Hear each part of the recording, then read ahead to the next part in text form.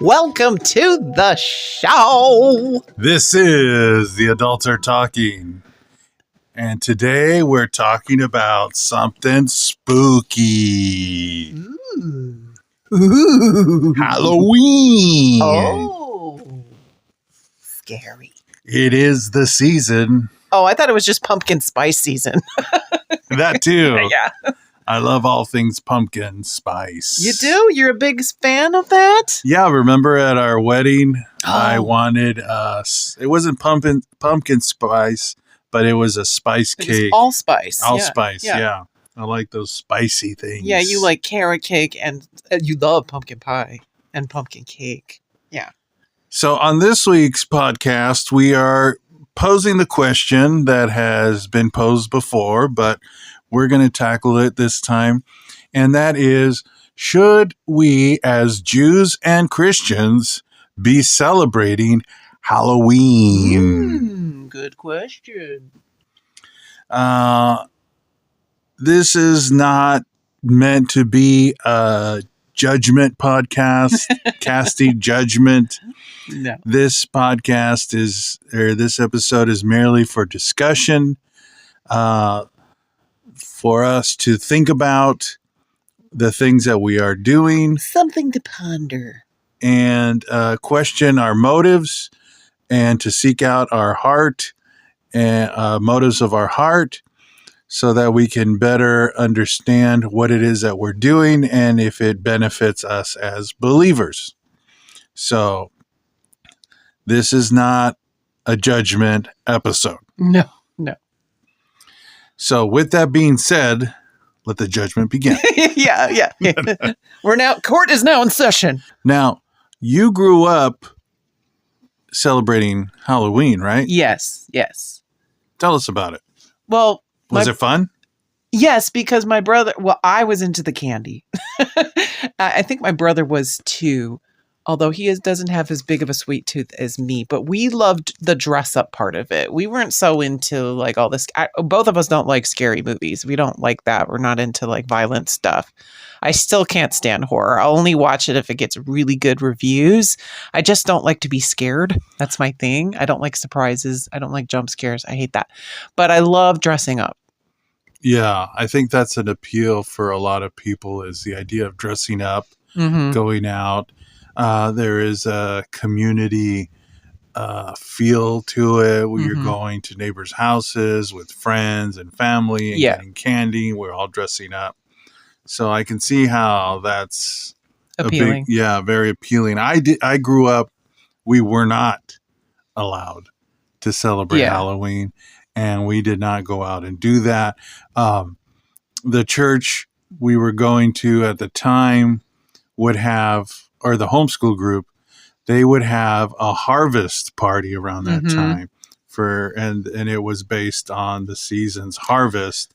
And they did incorporate dressing up, but not as ghoulish characters. Yeah. It was more of along the lines of farming and harvest type costumes. Oh, you couldn't just do like, animals. you couldn't be like somebody from Toy Story or something. Right. It was more about like farming or animals. Yeah. And I think there's more churches that are doing it nowadays. But I think they allow you to wear like the kid costumes, you know? I've seen some places where they'll let you wear costumes as long as not something too ghoulish or horrific. Yeah. Nothing like violent. Severed heads or limbs and stuff like that. And I think it's important to highlight that we as believers are part of different communities. Yeah. And different communities do things differently. We're not all going to be on the same page. Yeah. We are all on different walks, different observance levels, and things are going to look different from community to community. Absolutely. Now, for us, as practicing Judaism, we just spent a few weeks doing the high holidays, getting our souls all ready for the new year, cleansing, doing all these things, mind, body, and soul.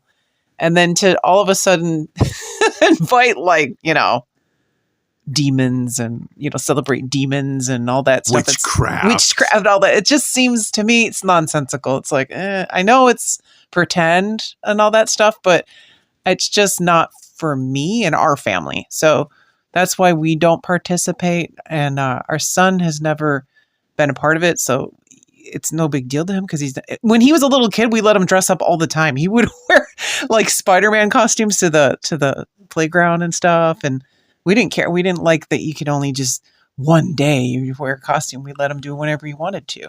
I think what's difficult about letting this season go is what was difficult for a lot of people choosing to follow Jesus, Yeshua, which is there is a culture shift. Yeah. There's a shift in your worldview.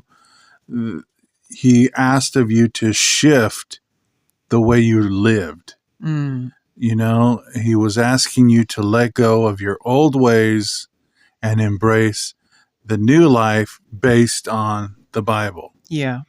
And easier said than done. Yeah. Because our lives are deeply ingrained in our geography, in the way we grew up, in the culture that we are a part of. And so letting these things go can be difficult. Well, Halloween is a huge American holiday when you think about it. People of all races, creeds, and whatnot, a lot of people celebrate Halloween. It wasn't until I was working in sales that I realized how many people don't. Because I would give out candy to clients and stuff, and they're like, "Oh, I don't celebrate Halloween." I'm like, "What?" I just thought that was so odd to me. And then you and I started dating. You're like, "Well, I've never celebrated Halloween." I'm like, "Really?" And then I learned why, and I was like, "Oh, okay, that makes sense." I was never disrespectful to people, right? I just didn't later understand. on in my late teens, early 20s, I would start going to Halloween parties, and I think I was with you actually. That was your first. That was my very first Halloween party in my late 20s, I think, or mid 20s. Yeah. And there was a couple Halloween company parties that I dressed up for, but I did participate in it to a certain degree later on in life, but I wasn't really living a too observant life at that time. But it's a big part of American culture, and it's hard to let it go. And anything is hard to let go if you focus on only what you're letting go and not what you're gaining. Yeah. That's true. If you're thinking about your children, the Bible provides other opportunities, other festivals to celebrate things that God feels are more beneficial for your walk with Him and your soul, and for and your children. Yeah. I know within Judaism there is the festival of Purim, which is the festival celebrating the character Esther, and that other time that the Jewish people were tried to annihilate them by the Persians. And during that festival of Purim, it's based on that specific Bible event, and they have a tradition of dressing up for Purim. Yeah. So, if you have young kids and the thought is, well, we want to have an opportunity to dress up. Well, there is a Bible-based festival. It's funny, in Israel, it is kind of a big holiday for families because they have like Halloween type costumes. Yeah, like it's not necessarily the ghoulish stuff, but they have like the plastic costumes you can order. Like they go to the stores, and they have all these different costumes. And like I said, there's different communities that are different, and in some communities, it has become kind of like Jewish Halloween. Yeah. But so there are other things that you can trade this for if you're looking to still have fun. Yeah.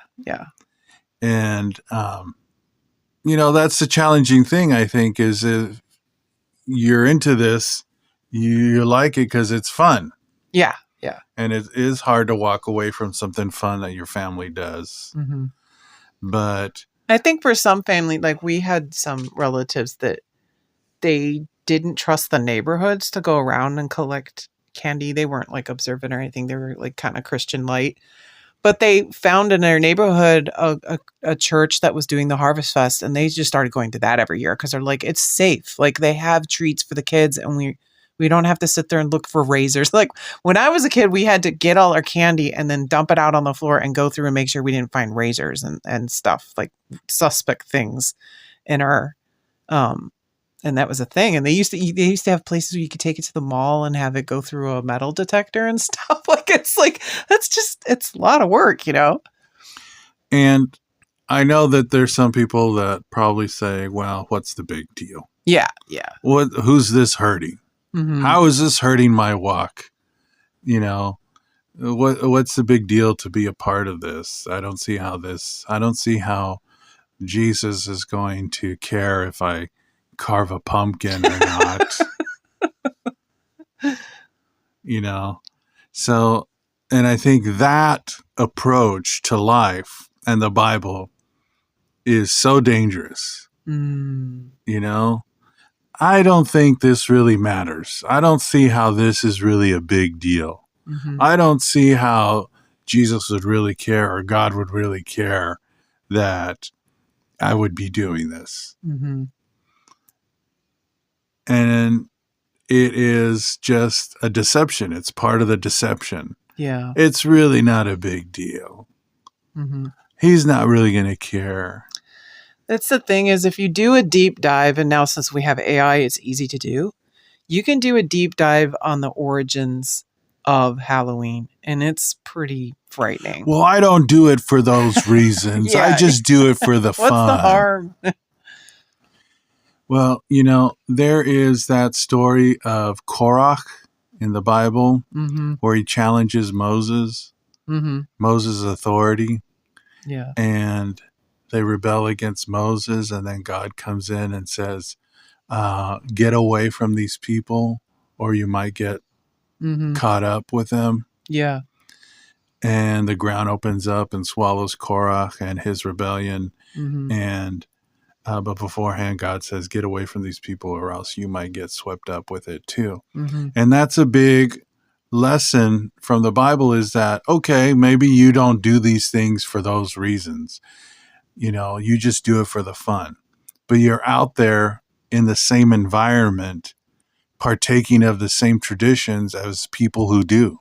Yeah. And the judgments that come out against those people, you might get swept up in it.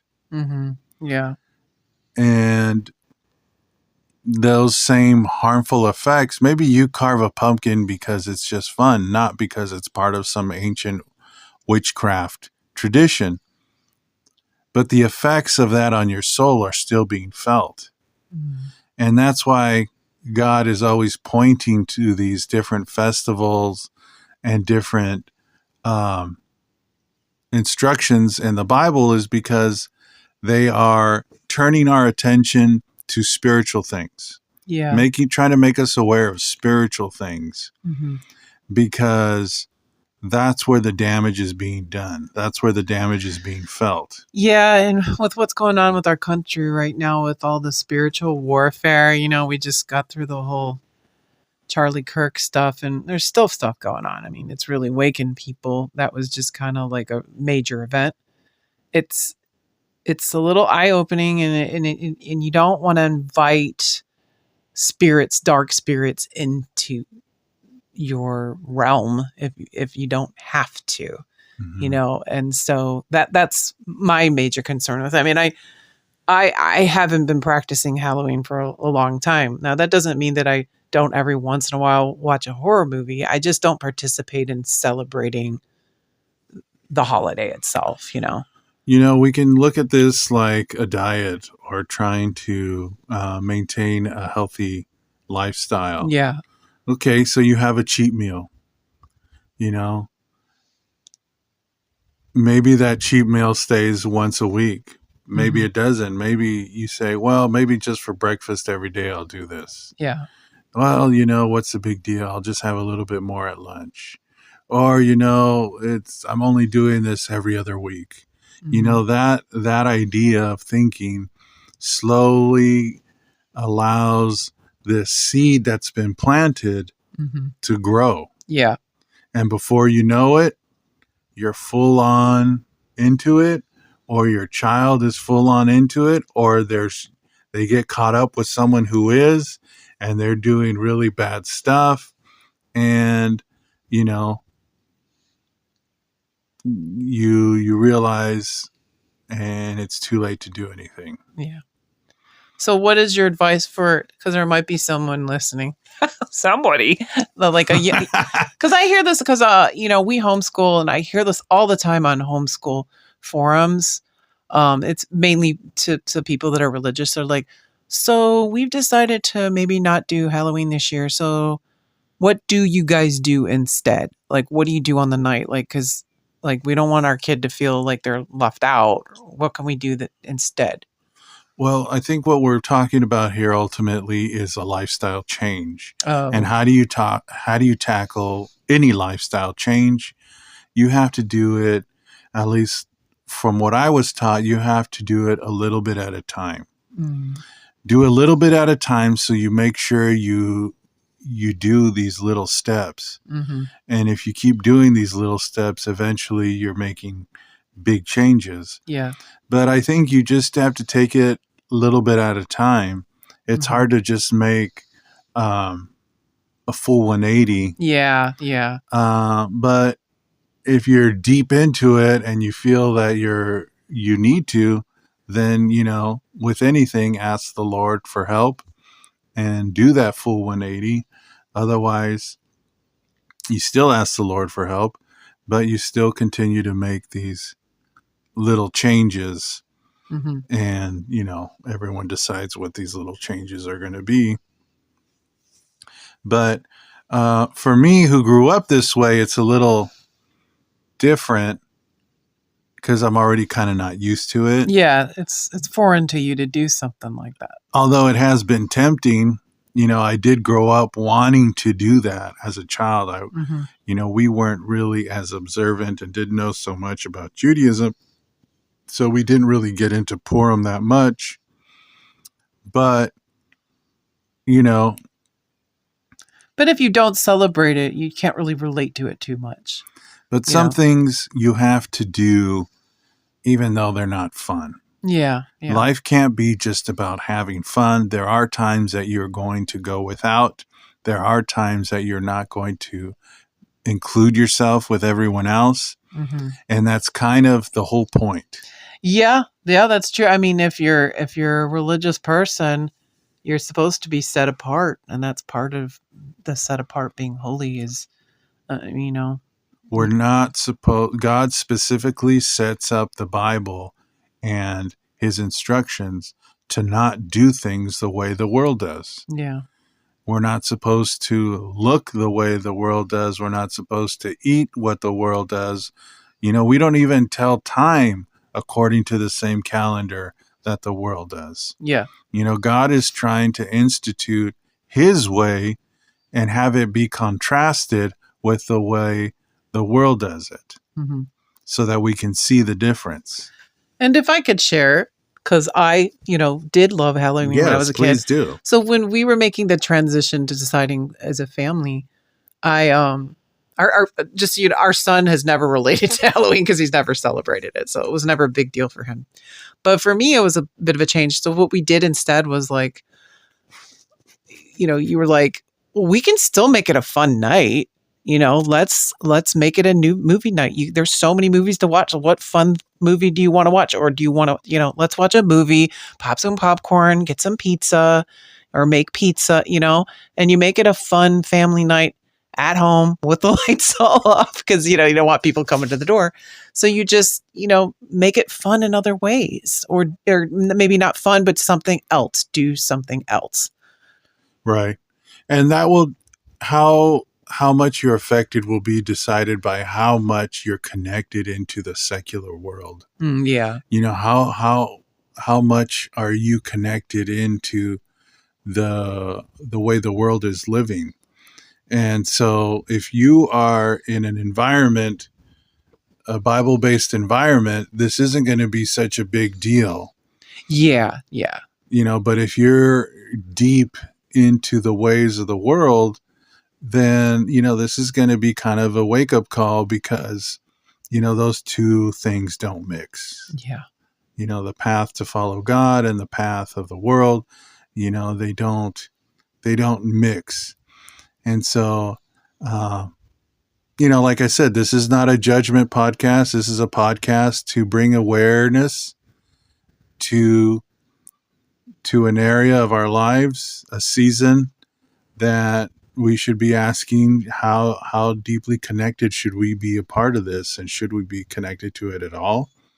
And that calls attention to other areas of our life, of how connected are we to the secular world.